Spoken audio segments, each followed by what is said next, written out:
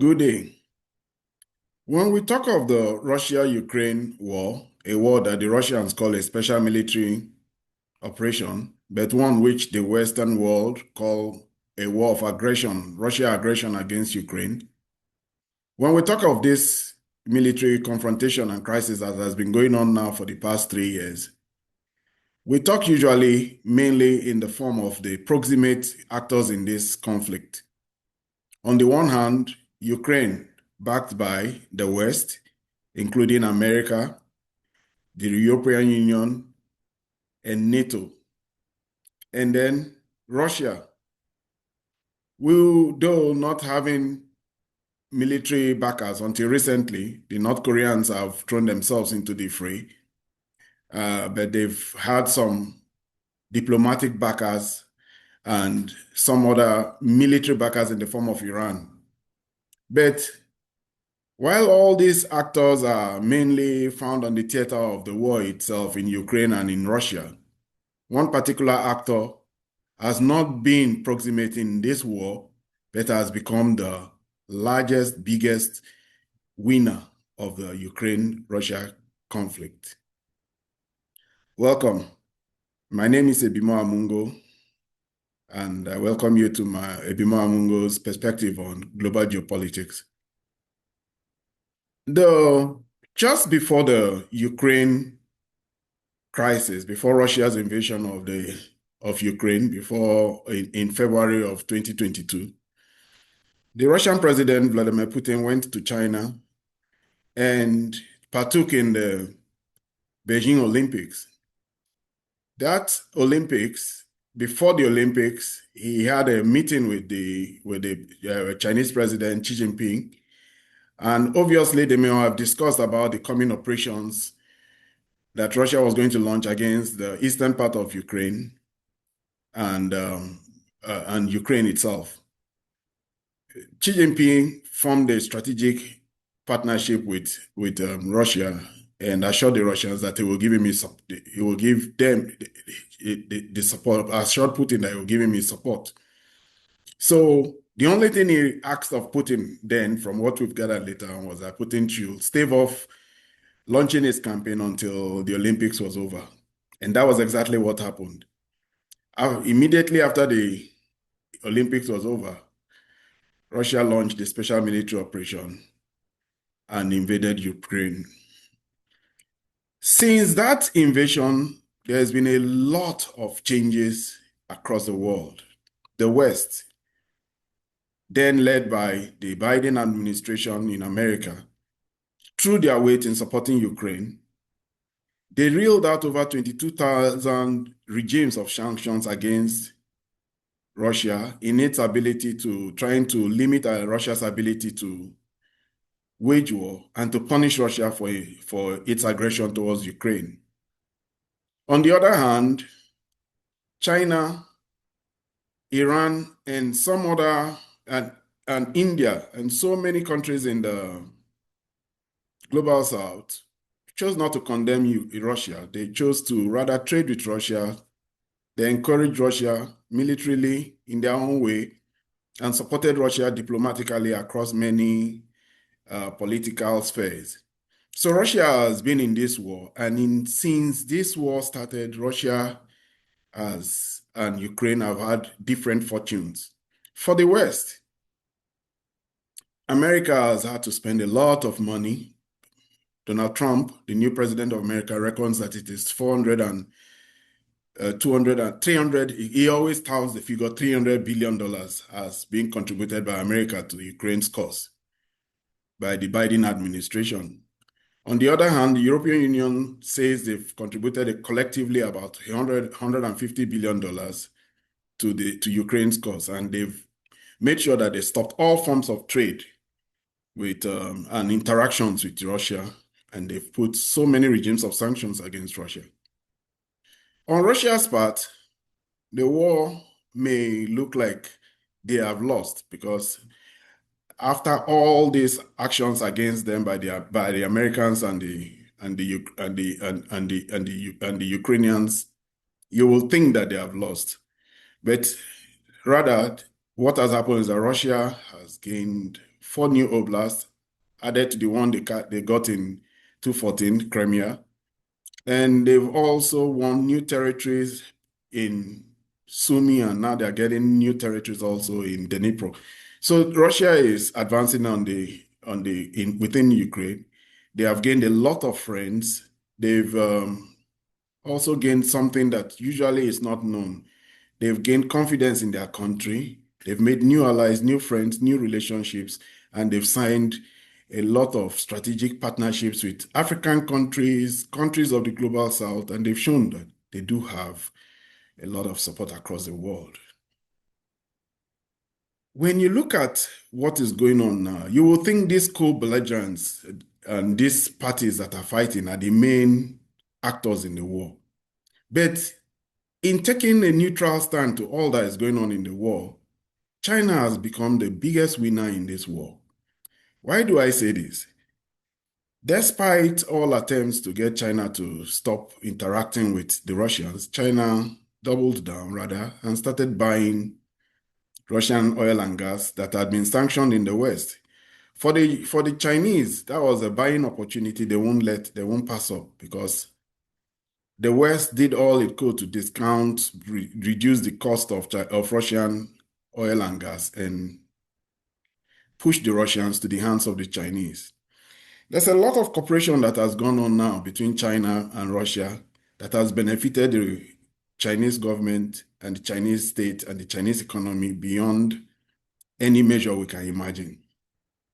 The Chinese economy and the trade between Russia and China has grown to the tune of 240 billion in this last budgeting cycle, last 2024. But beyond that is the cooperation in military, in technology, in infrastructure development that is really the biggest benefit to China.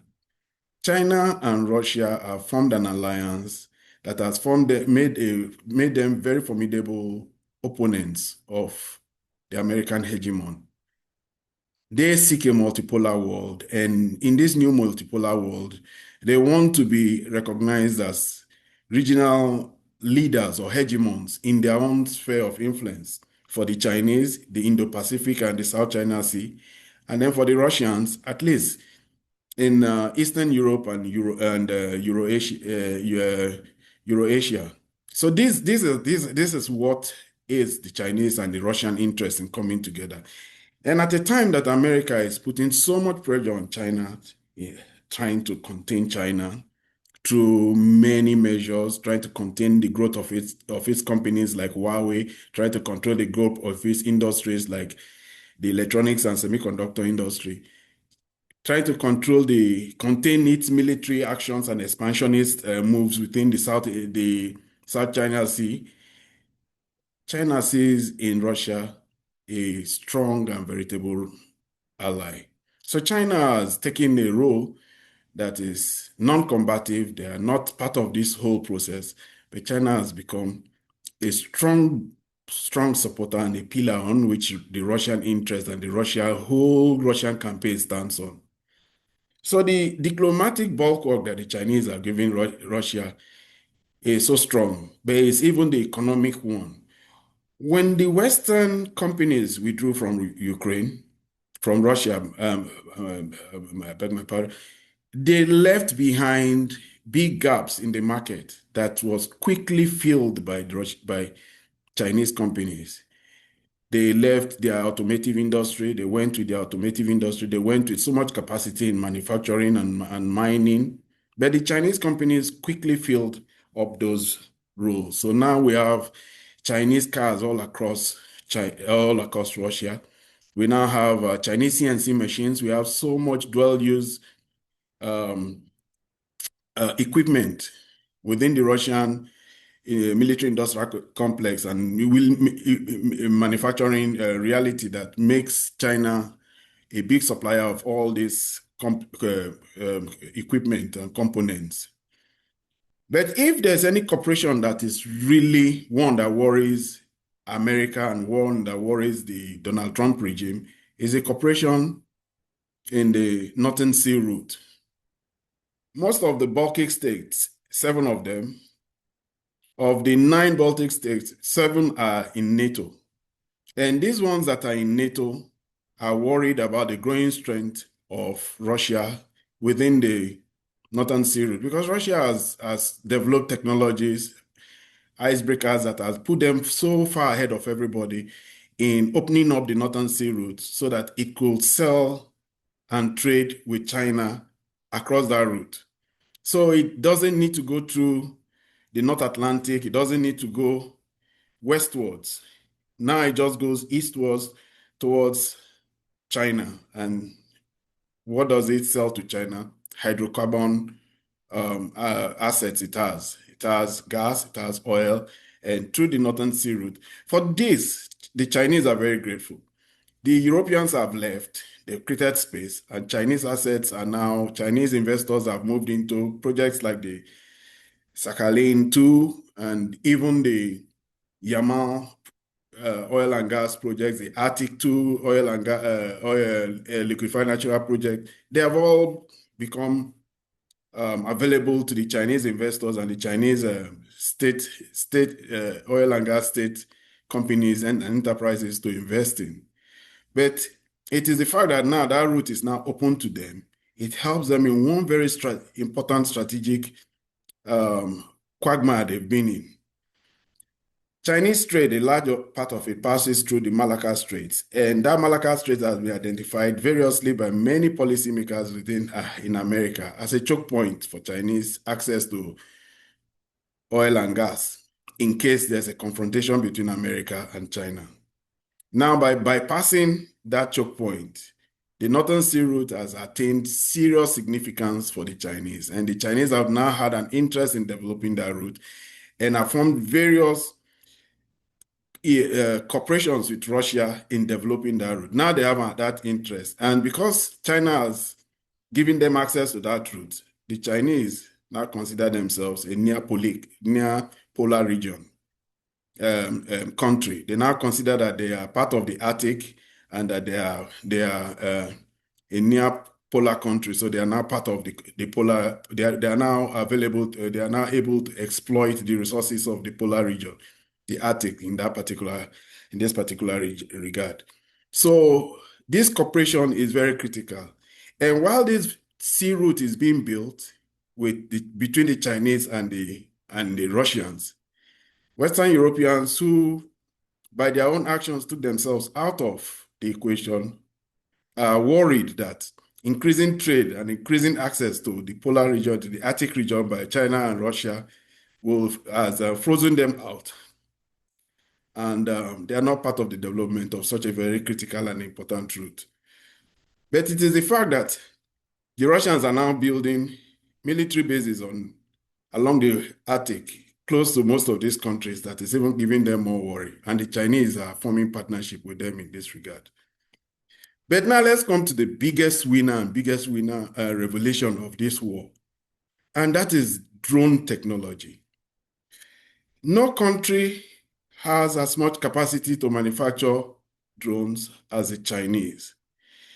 The Chinese drones have become indispensable part of this military campaign going on now in Ukraine. The Ukrainians have developed their own forms of drones and their own drone warfare, but drone warfare has become the defining aspect of the Russia-Ukraine war. The first-person FVP drones have been attributed as being some asset that has practically impacted the advance of the Russians much more than even Western war systems like the ATACMS and the Abrams tanks and the Challenger tanks, and all those have not had as much impact as simple Mavic drones. The Ukrainian army has adopted these drones. They get them in large numbers. In fact, from what we found out, that many times, the Ukrainian soldiers pitch their own money in buying these drones for their own welfare. They have a better ability to have reconnaissance on the war front. And if they see soldiers, they use these drones in dropping grenades and bombs and artillery shells on Russians. That has helped in slowing down the Russians in cities like Pokrovsk and all those cities that the Russians had hoped to occupy by now. But even then, the Russians themselves have developed their own capabilities in drone warfare. They've also ramped up production of the various types of drone. On both sides of the divide, they all use Chinese components because the whole supply chain of drones for the drones, the electronic part of it, the circuitry, the controllers, is from China. There is no other place that has access to this drone. In fact, there's a whole industry called the low Earth industry that the Chinese have built. It is filled up with various drones. They have different conferences, different seminars, conferences, and exhibitions for drones, different types of drones, agricultural drones, war drones, Wulong, all manners of drones. So there's an economic class called the low Earth economy, the low Earth economy that the Chinese government is promoting, and it's just the Chinese that are far ahead of it. Just as they are far ahead in EVs, they are also far ahead in this low Earth economy that they have developed, and it has a lot to do with drones. Drones have changed the Ukraine war.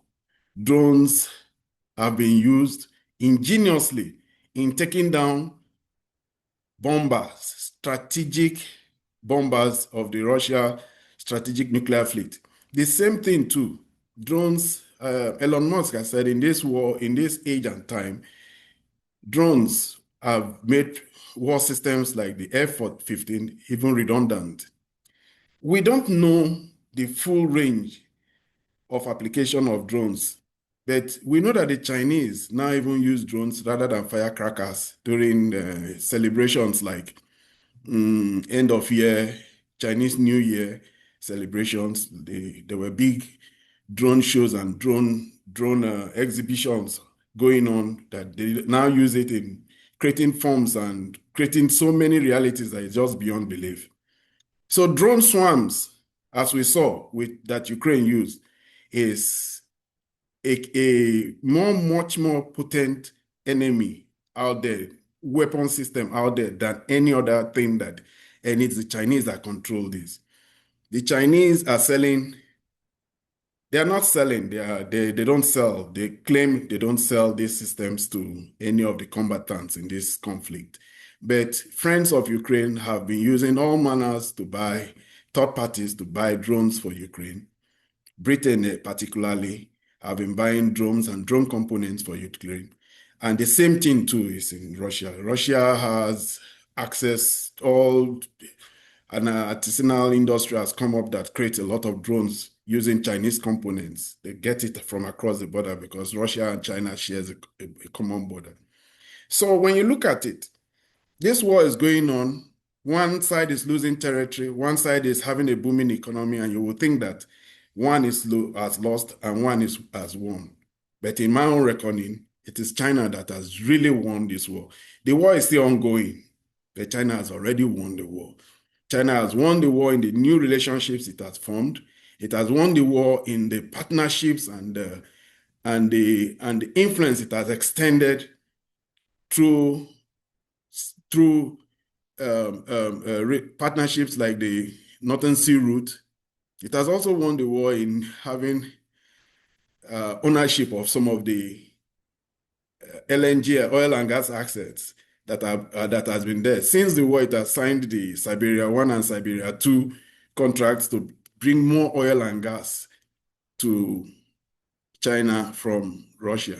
So it has extended its ability to buy Russian oil and gas. It has made itself more robust, protected itself from any shocks, possibly in changes in the oil and gas market, or any attempt by the Americans and enemies of China to harm it.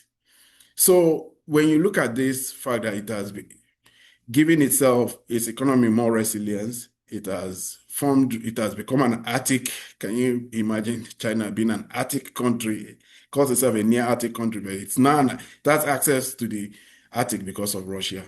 It has gained so much because now we know that its competence, its ability, and its know-how in drone technology gives it a vast advantage in case of any military confrontation. And beyond that, it has gained economically, politically, and diplomatically from this war by keeping itself above the fray and keeps calling for an end to this war. It supports the rhetoric of the Russians by saying the root cause of the war should be addressed. But not a single Chinese man is in that war. Not a single Chinese arms is in the war.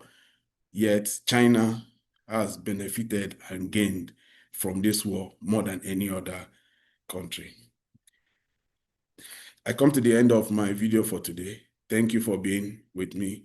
If you have comments as to what I've discussed today, please put in the comment section. And as always, I hope you will subscribe, like, and share.